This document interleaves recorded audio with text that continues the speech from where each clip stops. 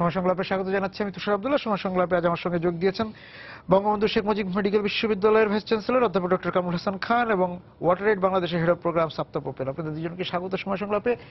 পানি দিবস একটি হয়তো আনুষ্ঠানিকতা আন্তর্জাতিকভাবে বা জাতীয়ভাবে, কিন্তু পানি নিয়ে আমাদের ভাবনাটা তো আসলে সব সময় সেই জায়গা থেকে যদি আজকে আলোচনা শুরু করি, স্যার আপনাকে যে শুরু করতে চাই যে আমি এই সুনামগঞ্জ তারপর খুলনার কয়েকটি এলাকা ঘুরে আসলাম। এর আগে আপনারও নিশ্চয়ই অভিজ্ঞতা আছে, অপেল ভাইয়েরও অভিজ্ঞতা আছে বিভিন্ন জায়গায় দেখে আসা যে পানি আমাদের যে খাবার পানি যে পানিটা আমরা খাচ্ছি সেটা এবং ব্যবহারের পানি দুর্লভ হয়ে যাচ্ছে কোনো কোনো জায়গায় কোনো কোনো জনপদে। এবং আমাদের সঙ্গে বিভিন্ন এলাকার কমিউনিটি ক্লিনিকে যারা সেবা দেন, সিভিল সার্জন যারা আছেন তাদের সাথেও কথা হয়েছে যে তারাও ঠিক তাদের হাসপাতালগুলিতে বা স্বাস্থ্যসেবা কেন্দ্রগুলিতে খাবার পানি এবং ব্যবহৃত পানি, নিরাপদ পানি নিশ্চিত করতে পারছে না। আমি জানি না, আপনি হয়তো সার্বিকভাবে হাসপাতালগুলোর খবর রাখেন। সেখানে খাবার পানিটা আজকাল আরো তেমন অসুবিধা হচ্ছে না হাসপাতালে। যেমন আমাদের হাসপাতালগুলো যে ঢাকাস্থ বা আমাদের বঙ্গবন্ধু মেডিকেল বিশ্ববিদ্যালয় খাবার পানির আমরা একটা ব্যবস্থা রেখেছি।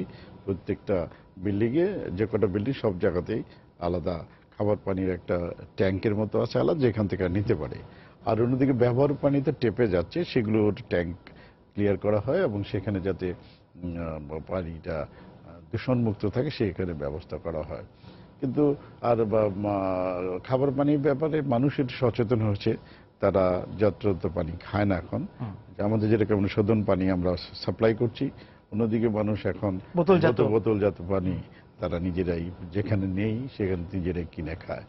খাবার পানি নিয়ে আমাদের খুব একটা সমস্যা হচ্ছে না, কিন্তু বেশি সমস্যা যে জেলা পর্যায়ে যে পানিটা তারা ব্যবহার করে সেই পানিটা কিন্তু সবসময়, যতদূর আমি জানি, সবসময় শোধন পানি তারা পায় না। যেমন গোসল করা বা অন্যান্য কাজে ব্যবহার করা, সেই জায়গাটা আরেকটু যত্ন নেওয়া উচিত। কারণ রেগুলার যে আমাদের মনিটর করাটা সেটা ঠিক মতো এখনো আমরা সেই পর্যায়ে যেতে পারিনি। তবে হাসপাতালে পানি নিয়ে খুব একটা সমস্যা হয় না। সরকারি যে হাসপাতালগুলো আছে ঢাকাতে, রাজধানীতেও সেগুলি খুব একটা সমস্যা হয় না খাবার বা ব্যবহারের পানি নিয়ে। কিন্তু সমস্যা হচ্ছে যে বর্জ্য, যেটা এবারের প্রতিবদ্ধ বিষয় হোয়াই ওয়েস্ট ওয়াটার, সেইখানে মিক্সিং যেটা হয় সেই জায়গাটা পানির ব্যবহারটা বেশি হয়। আমাদের যেটুকু ব্যবহার করা উচিত পরিমিত ব্যবহারটা হচ্ছে না, যে কোনো অপচয়, পানির অপচয় হচ্ছে। এবং সেইখানে যে পানিটা ব্যবহার হয়ে যাচ্ছে, ধরুন হাসপাতালের কথাই যদি প্রচুর পানি ব্যবহার করতে হচ্ছে রোজ প্রয়োজনে, সেইখানে কিন্তু ওই পানিটাকে শোধন করে আবার যে এবার যে জিনিসটি নিয়ে গুরুত্ব দেওয়া হচ্ছে পরিশোধন করে সেই পানিটা কিন্তু আনার কোনো পদ্ধতি কিন্তু এখন আমরা আর দেখতে পাচ্ছি না। সেই জায়গাটা আমাদের গুরুত্ব দেওয়া উচিত যে আমাদের কিভাবে এই ব্যবহৃত পানিগুলোকে শোধন করে আবার ব্যবহার করা যায়। তাহলে কিন্তু পানির যে সংকট যেটা আমাদের হচ্ছে সেই জায়গাটা আমার মনে হয় না হতো না। আপনার কাছে আমি আসছি আবার ফিরে। অপেল ভাই, আপনারা যে ওয়াটার এইডের মাধ্যমে নিশ্চয়ই আপনাদের সঙ্গে অন্য যারা কাজ করেন মাঠ পর্যায়ে, স্থানীয় পর্যায়ে, সবভাবে আপনাদের কাছে হয়তো তথ্য আছে যে এই যে আমি বললাম কমিউনিটি ক্লিনিক বা স্বাস্থ্য অন্যান্য যে উপজেলা স্বাস্থ্য কমপ্লেক্স, বা স্যারও বললেন যে জেলা যে হাসপাতালগুলো আছে ক্লিনিক কিন্তু স্যার এখন অনেক জেলা উপজেলা পর্যায়ে অনেক ক্লিনিক আছে, ঢাকাতেও আছে। স্বাভাবিকভাবে আপনি যদি চিত্রটা আপনাদের কাছে থাকা চিত্র যদি একটু জানান। আমরা আসলে ডিপিএইচির সঙ্গে 2012-13 সালে একটা সার্ভে করেছিলাম যে স্বাস্থ্য কেন্দ্রগুলোতে, সরকারি বেসরকারি স্বাস্থ্য কেন্দ্রগুলোতে খাবার পানি এবং স্যানিটেশনের সিচুয়েশনটা কীরকম। তো ওখানে প্রায় 775টা আপনার স্বাস্থ্যসেবা কেন্দ্রের ডেটা, যেটা দেখা যাচ্ছে আপনার তৈরি করা হয়েছিল সব জায়গায়, ওয়াটার সোর্স আছে সব জায়গায়, কিন্তু কার্যকর নাই অনেক জায়গায়। এটার আপনি যদি রেশিও দেখেন, প্রায় 60% উপরে হলো এখন আর কার্যকর নাই। তার মানে হলো কি? তার মানে হলো ওই সেন্টারগুলোতে আসলে খাবার পানির ব্যবস্থা নাই। এটার কারণটা কি?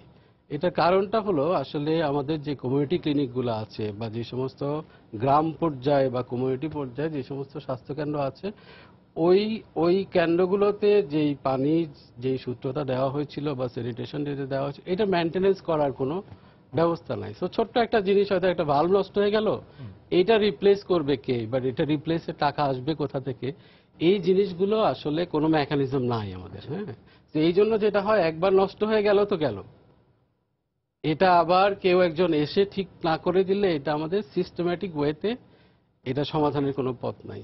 যে জন্য দেখা যাচ্ছে আমাদের অবস্থাটা আসলে কোনো যদি ইন্টারভেনশন না থাকে অবস্থাটা আসলে খারাপ হয়ে যাচ্ছে আস্তে আস্তে। তা আমরা যেটা যে এইচএসবিসি ওয়াটার প্রোগ্রামের আওতায় আপনিও দেখে এসছেন, আমরা যে ডাকোপে যেটা করেছি, হ্যাঁ, এইচএসবিসি আমাদেরকে সাপোর্ট করেছে। ওইখানে আপনি যদি ডিমান্ড এত বেশি, হ্যাঁ, কিন্তু সাপ্লাইটা ওখানে নাই, এবং কিছু কিছু এলাকা আছে যেটা ওয়াটার পকেট, হ্যাঁ, যেখানে আপনার সাপ্লাইটাই ডিফিকাল্ট। আপনি যে জায়গাটা বললেন ওই জায়গা থেকে আমি শুরু করবো, বিশেষ করে দুর্যোগ প্রবণ এলাকার দিকে আপনি যেতে চাচ্ছিলেন, যে হাওড় এলাকা বা ওই যে যেখানে আইলা বা সিলেটের এলাকাগুলো আছে, এবং যেখানে পানি লবণাক্ত, হ্যাঁ, সেই জায়গাগুলোতে, এবং অনেক জায়গায় নদীও দূষিত হয়ে গিয়েছে, সেই নদীর পানি ব্যবহার করা যাচ্ছে না, যেমন আমাদের বুড়িগঙ্গা নদীর পানি বা তুরাগের পানি। সেই জায়গাতে যেমন দুর্যোগ প্রবণ এলাকার এই চিত্রটা আপনি তুলে ধরবেন। আসলে দুর্যোগ প্রবণ এলাকাগুলোতে আপনার খাবার পানির সাপ্লাইটা কম, যেই জন্য লোকজনকে আসলে অনিরাপদ পানি বেশি ব্যবহার করতে হয়, যেই কারণে রোগের প্রকোপটাও বেশি। তো ওইখানে দেখা যায় আপনার যে স্বাস্থ্য কেন্দ্রগুলোতে, সেই কেন্দ্রগুলোতে আসলে আপনার যদি খাবার পানির ঠিক ব্যবস্থা না থাকে, লোকজন আবার জীবাণু নিয়েই ফেরত যাচ্ছে, তাই না? তো ওইখানে এই এলাকাগুলোতে আপনার চাহিদা সব জায়গাতেই বেশি। এবং একটা তো সমস্যা, যেটা হাওড় এলাকায় যেটা দেখলাম, যে পানি আসার সময় একরকম সমস্যা, পানি যখন চলে যাচ্ছে তখন আবার আরেক ধরনের রোগের প্রকোপ দুই ভাবে হচ্ছে।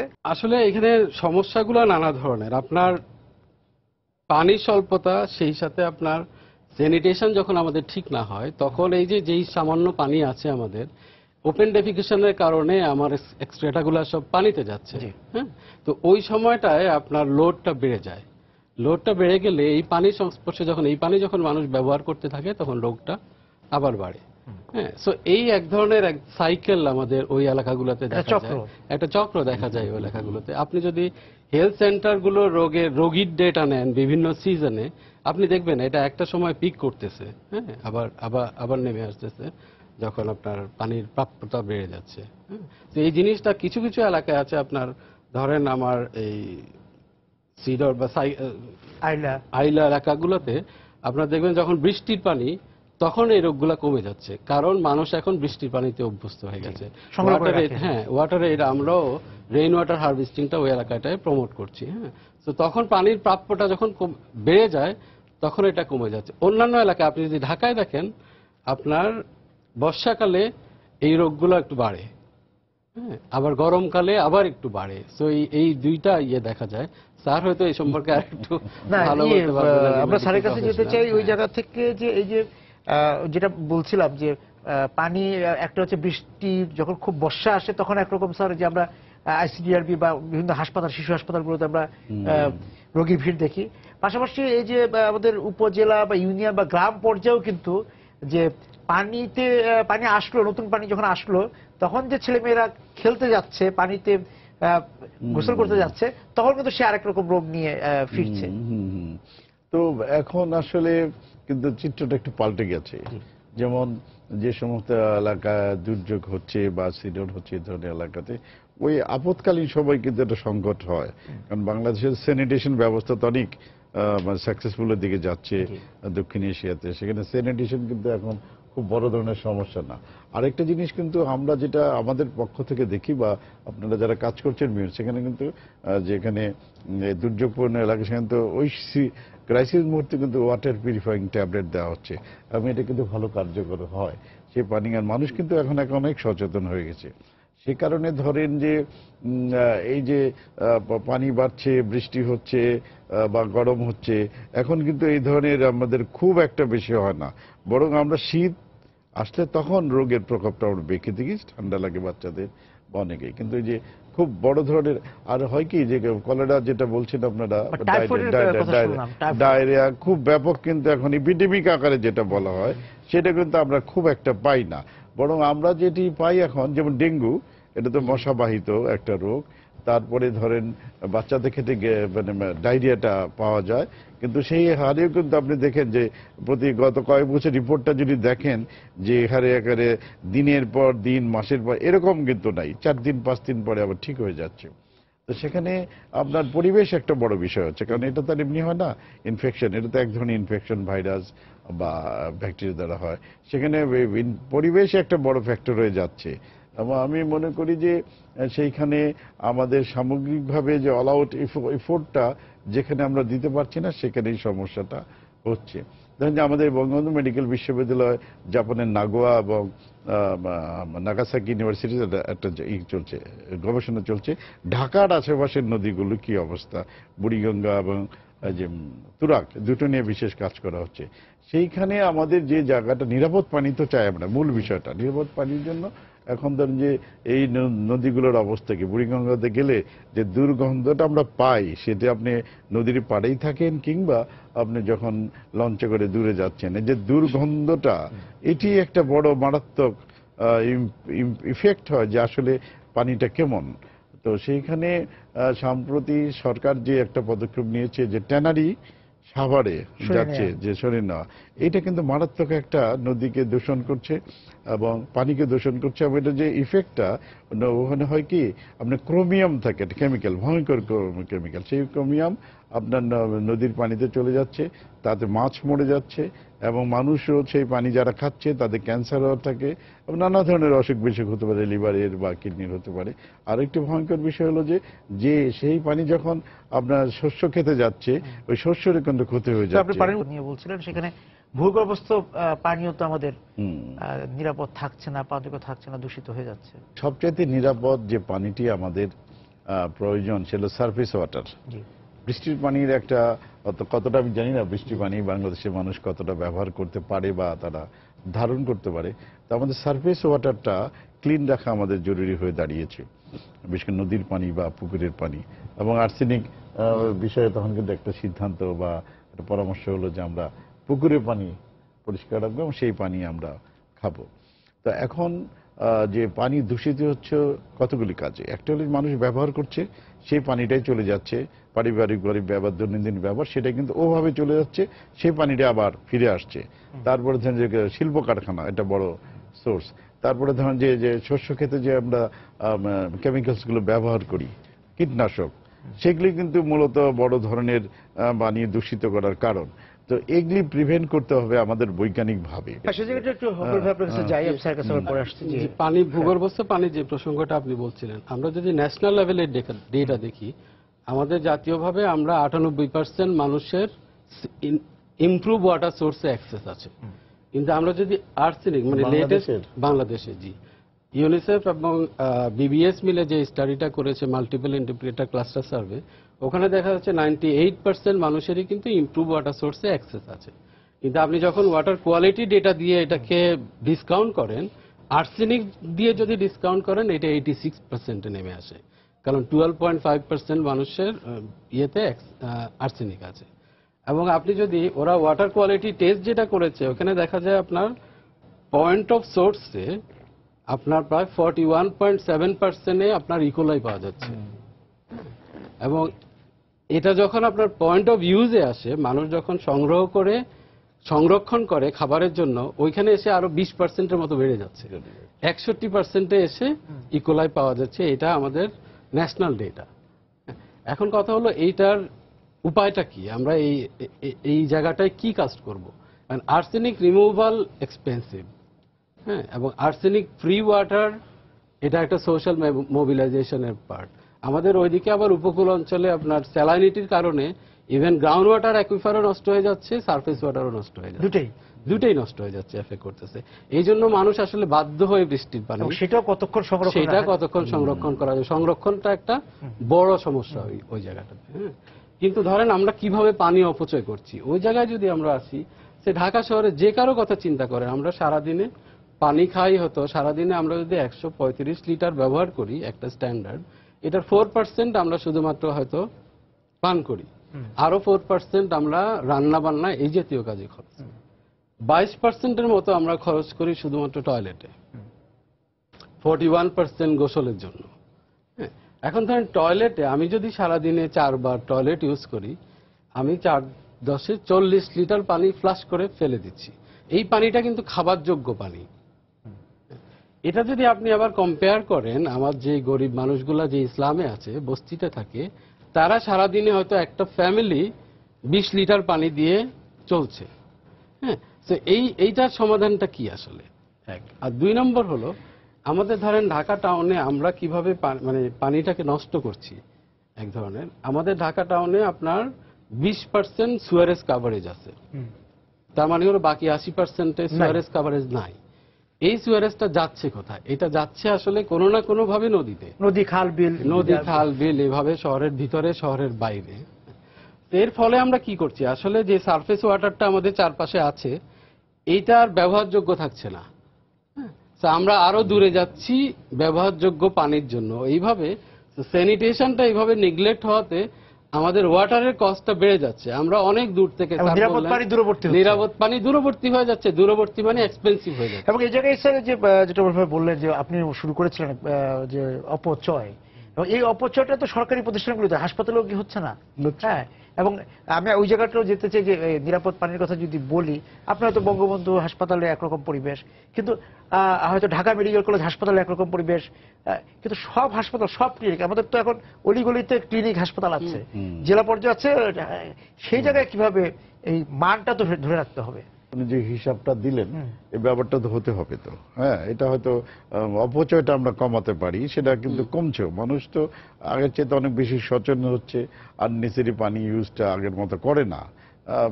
তো সেই হিসাবে আমাদের মূল সমস্যা হলো যে আমরা নিরাপদ পানি কিভাবে দেব, সেই জায়গাটা তো সমস্যা। কিন্তু সেখানে শোধনের যে পদ্ধতিটা, সেই জায়গায় কিন্তু আমরা এনশিওর করতে পারছি না, কোথাও করতে পারছি না। এই জায়গাটা আমাদের, ধরেন ড্রিঙ্কিং ওয়াটার নিয়ে আমরা এখন অতটা অরিড না, যেভাবে হোক মানুষ নিজে বা হাসপাতালের ব্যবস্থা করে দিচ্ছে, বা বিভিন্ন জায়গায় দেখবেন যে বারান্দার মধ্যে ভরসা করছে না মানুষ, নিজেরাই সংগ্রহ করে নিচ্ছে। হাসপাতালগুলো দেখবেন যে বারান্দাতে একটা সিস্টেম করা আছে, ট্যাঙ্কগুলো দেওয়া হচ্ছে টেম্পোরারি যেগুলো, সেগুলোতে মানুষ লাইন ধরে পানি নিয়ে যাচ্ছে, সব জায়গাতে এটা দেখা যাবে। কিন্তু আমার যে মূল পানি যেটা ধরেন যে দূষিত পানি যে মানুষের রোগ করে, যেমন একটা বড় চর্মরোগ হয়, অ্যাজমা হয়, ডায়রিয়া তো হয়, সেই জায়গাটা কিভাবে আমরা প্রতিরোধ করতে পারি, এই জায়গাটা কিন্তু আমাদের যে সরকারের মেকানিজমগুলো, সেই জায়গায় আরো তো অ্যাক্টিভ হতে হবে, এবং জায়গাটা সিস্টেম ডেভেলপ করতে হবে। আমি জানি না ঢাকা শহরের এই জায়গাটা সুয়ারেজ সিস্টেমটা কতটা কাজ করছে। তো চেষ্টা তো আছে, সুয়ারেজ সিস্টেম তো আছে আমাদের, কিন্তু শোধন করার, সুয়ারেজ সিস্টেম মূল কাজটা তো শোধন করে দেওয়া। 20 ভাগ বললেন আরো কম আসলে, মানে আক্ষরিক অর্থে, মানে আপনি যদি বাস্তবে যান, বাস্তবে আরো কম। এখন নতুন নতুন এলাকা সেই আওতায় আসছে, হয়তো আসছে। আমি একটু বিরতিতে যাব, ফিরে এসে আলোচনা করতে যে সুয়ারেজ সিস্টেম এর কথা বলেন, যে এই পয় নিষ্কাশন ব্যবস্থা এবং নিরাপদ পানির ক্ষেত্রে দেওয়ার ক্ষেত্রে স্থানীয় সরকারের, আপনি সরকারের পদ্ধতির সিস্টেমের কথা বলছিলেন, সেই জায়গা থেকে স্থানীয়ভাবে আমাদের অপর ভাই রাজধানীর কথা বলছিলেন, বড় নগরের কথা বলছিলেন, কিন্তু আমাদের একটা বড় জনগোষ্ঠী তো আসলে উপজেলা জেলা পর্যায়ে থাকেন, এবং সেখানে স্থানীয় যারা আছেন, প্রতিনিধি যারা আছেন, তাদেরও তো একটা নজরদারি, দেখভাল, তাদের ক্লিনিক বা উপজেলা স্বাস্থ্য কমপ্লেক্সের মাধ্যমে যারা সেবা পান, তারা অনেকেই কিন্তু বলছিলেন, বিশেষ করে আমরা স্যানিটারি কথা বলছিলাম, স্যানিটেশনের কথা বলছিলাম, সেই জায়গায় যে হাসপাতাল কমিউনিটি ক্লিনিকগুলিতে যে যে ব্যবস্থা আছে সেটা নিয়ে যারা ওখানে সেবা আছেন তারাও কিন্তু সন্তুষ্ট না। তারাও বলছেন যে তদারকির কথা বা ব্যবস্থাপনার কথা বলছেন, যে শুরুতে যখন এটার পরিকল্পনাগুলো বা নকশা করা হয়েছিল তখন এই বিষয়গুলো ভাবা হয়নি, যারা সেবা দিচ্ছেন তাদের জন্য ভাবা হয়েছিল, কিন্তু যিনি সেবা নিতে যাচ্ছেন তার জন্য ভাবা হয়নি। কমিউনিটি ক্লিনিকগুলার ডিজাইনটা যদি দেখেন আপনি, সব কিন্তু একটাই ডিজাইন, দুই পাশে দুইটা রুম, এখানে দুইটা টয়লেট আছে, মাঝখানে টিউবওয়েল। হ্যাঁ, তো ভাবা হয়েছিল এবং করাও হয়েছে। যখন কমিউনিটি ক্লিনিকগুলো করা হয়েছিল এগুলো কিন্তু আছে সব। হ্যাঁ, কিন্তু কথা হলো ব্যবহার করার সুযোগ পাচ্ছেন, কিন্তু কথা হলো এগুলো নষ্ট হয়ে গেছে। নষ্ট হয়ে গিয়ে যেটা হয়েছে, এগুলা স্টোর হিসাবে ইউজ করা হচ্ছে, একটা হয়তো কোনোভাবে চলতেছে, কিন্তু ওখানে গন্ধ থাকলে আপনি তো যাবেন না। হ্যাঁ, যেটা হয় ব্যবহার অনুপযোগী হয়ে যাচ্ছে। টিউবওয়েল গুলা নষ্ট হয়ে গেলে আমার কমিউনিটি ক্লিনিকের ভিতরে আর পানি নাই। হ্যাঁ, তো এই জিনিসগুলা কিন্তু এটাকে মেনটেন করলে, যে আপনি যদি একটা সিস্টেম ডেভেলপ করেন, আমরা যে দাকপে যেটা করলাম বা সুনামগঞ্জে আপনি যেটা দেখে আসলেন, আপনি যদি একটা সিস্টেম ডেভেলপ করেন, ওইখানে যারা আছে সে কমিউনিটি ক্লিনিকের জায়গা দিয়েছে কিন্তু কমিউনিটি, হ্যাঁ, স্থানীয় মানুষ। এবং ওইখানে কিন্তু কমিউনিটি গ্রুপ আছে, এটাকে এঙ্গেজ আছে ওখানে। হ্যাঁ, তো এই গ্রুপগুলাকে যদি আপনি এই বিষয়ে সচেতন করেন এবং এদেরকে যদি এঙ্গেজ করেন এই কাজটাতে, এটা কিন্তু ঠিক থাকতে পারে। ওরাই কন্ট্রিবিউট করে জিনিসটাকে চালাচ্ছে, কিন্তু ওই সচেতনতাটা সবসময় থাকে না, বা এইটা তৈরি করার ব্যবস্থাও আমরা করি নাই, যেটা আমরা এখন এই প্রজেক্টটার আওতায় করছি। একটা এক্সাম্পল তৈরি করার চেষ্টা করছি। আমি অন্য প্রসঙ্গে একটু আসি। আমরা স্কুলেও দেখেছি একই অবস্থা। হ্যাঁ, স্কুলগুলো একই অবস্থা, হ্যাঁ। টয়লেটগুলো চলছে না। হ্যাঁ, এখন আমরা রংপুর অঞ্চলে প্রায় প্রত্যেকটা উপজেলা একটা করে স্কুলে ওয়াটার স্যানিটেশন কমপ্লেক্স করে দিয়েছি, কিন্তু ওখানে একটা শর্ত ছিল, আপনাকে অপারেশন মেইনটেনেন্সের জন্য একটা ফান্ড তৈরি করতে হবে। এবং এই প্রায় 60টা স্কুলে, প্রত্যেকটা স্কুলে 1 লাখ টাকা করে অপারেশন মেইনটেনেন্স একটা ফান্ড তৈরি হয়েছে, যেটা কিন্তু কন্ট্রিবিউট করেছে লোকালি সবাই। এটা অন্য কোথাও থেকে আসে নাই, সবাই যখন পার্টিসিপেট করেছে ওখানে যে যার সামর্থ্য অনুযায়ী কন্ট্রিবিউট করেছে। এখন মানে কি, আমার প্রত্যেকটা স্কুলের ওয়াশ কমপ্লেক্স মেইনটেনেন্সের জন্য আমার একটা ফান্ড আছে। কমিউনিটি ক্লিনিকের ক্ষেত্রে আমরা একই ধরনের কাজটাই করার চেষ্টা করছি। স্যার, আপনার কাছে আসতে চাই যে এমনি, শুধু হাসপাতাল না, আমরা হাসপাতাল নিয়ে হয়তো কথা বলছি, যে রোগীদের নিয়ে কথা বলছি, কিন্তু অন্যান্য যে সেবা প্রতিষ্ঠানগুলো আছে, অন্যান্য ওপর ভাই স্কুলের কথা বলেন, আমরা সরকারি অফিস, বেসরকারি অফিস, শুধু আমরা মাঠ পর্যায়ের বা জেলা পর্যায়ের কথা বলছি না, যদি আমরা ঢাকার কথা বলি, কয়টি অফিসে গেলে পর, কয়টি প্রতিষ্ঠানে গেলে পর আপনি আসলে এই যে টয়লেটের কথা বলছেন ওপর ভাই, আমরা আসলে ব্যবহার করতে পারি? বাংলাদেশে স্যানিটেশন 97% সাকসেস আছে, এটা তো একটা 99% সাকসেস, এটা তো কত ভালো আশাব্যঞ্জক বিষয়। তো যেটা দক্ষিণ এশিয়ার ব্যবহারে কতটা দক্ষিণ এশিয়ার অন্য কোনো বিশ্বের দেশে নাই। বিশেষ করে ধরেন আমাদের প্রজন্ম, আমরা তো ওপেন সিস্টেমে দেখেছি, তাই না? এখন ধরেন যে ওপেন সিস্টেম এখন নাই, এইটা ধরেন সময় একটা ব্যাপার, বা তাহলে অভ্যেস একটা ব্যাপার। হ্যাঁ, যেমন অনেকে আছে যে ওই ওপেন সিস্টেম ব্যবহার করে তো অভ্যস্ত হয়ে গেছে, তার কাছে নতুন কিছু চিন্তাও করে নাই, ওই জায়গায় সচেতন হয় নাই। তা আমার মনে হয় যে স্যানিটেশনে যেহেতু 99% একটা সাকসেসফুল আছে, মেইনটেনেন্সের জায়গাটা আমাদের একটু দুর্বল আছে। মেইনটেনেন্স জায়গাটা যেটা ওনারা এনজিও থেকে একটা ব্যবস্থা করছেন, সরকারেরও সেখানে ব্যবস্থা আছে, সেই জায়গা হলো যে ধরিয়ে দেওয়া মানুষকে। আজকের ধরুন যে ওপেন সিস্টেমের স্যানিটেশন সিস্টেম মানুষ ধরেছে এবং করেছে, সর্বত্রই করেছে, এটা এক ধরনের আন্দোলনের মতোই হলো, যে মানুষ দেখেছে গ্রামে গ্রামে গিফট দিয়েছে স্যানিটারি টয়লেট। সেই জায়গা আমার মনে হয় যে সুপারভিশনের জায়গাটা, ম্যানেজমেন্টের জায়গাটা, মেইনটেন্স জায়গাটা আমাদের এখন যে পানির অপচয়, যেটা খুব গুরুত্বপূর্ণ। পানির সম্পর্কে তো মানুষের হিসাব নাই, যে পানি এত পানি আছে, অসুবিধা কি, আমি ব্যবহার করি, সেই জায়গাটা একটু ধরেন যে গোসলের মানুষের চোখের সামনে তো নদী শুকিয়ে গিয়েছে না, ধরেন যে আমাদের বাসা বাড়িতে যে মানুষ ব্যবহার করে, সেখানে যে সে তো করে যাচ্ছে, সেখানে তো কিন্তু হিসাব করে কেউ খরচ করে না। একবার মাননীয় প্রধানমন্ত্রীর একটা বক্তব্য শুনছিলাম, উনি এই জায়গাটা যেমন একটা এক্সাম্পল দিয়ে বলছিল যে ছেলেরা, পুরুষরা যখন শেভ করে তখন সাধারণত তারা কলটা খোলা রাখে, বা ব্রাশ করতেছে কলটা খোলা রাখে, এ ধরনের একটা বিষয় তো আছে, যে আপনি বন্ধ করে কাজটা করেন, আবার যখন ইউজ করবেন।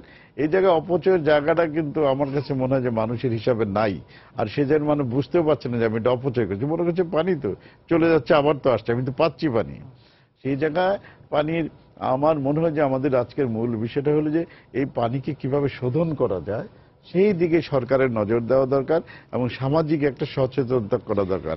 কারণ আমাদের দেশে শুধু সরকারের মাধ্যমে তো হলে হবে না, এখানে আমাদের একটা সামাজিক শক্তি বা সমন্বিত একটি কাজ করতে হবে, মানুষকে সচেতন করতে হবে, আর মিডিয়ার তো একটা গুরুত্বপূর্ণ ভূমিকা রয়েই গেছে। আজকে এই পানি নিয়ে আলোচনায় আমাদের সঙ্গে যোগ দেওয়ার জন্য আপনাদের দুজনকেই ধন্যবাদ। দর্শক যারা ছিলেন আজকে আমাদের সঙ্গে এই আলোচনায়, আপনাদেরকেও ধন্যবাদ জানিয়ে শেষ করছি আজকের সময় সংলাপ। দেখা হবে আগামী দিন। সবাই সুন্দর থাকুন।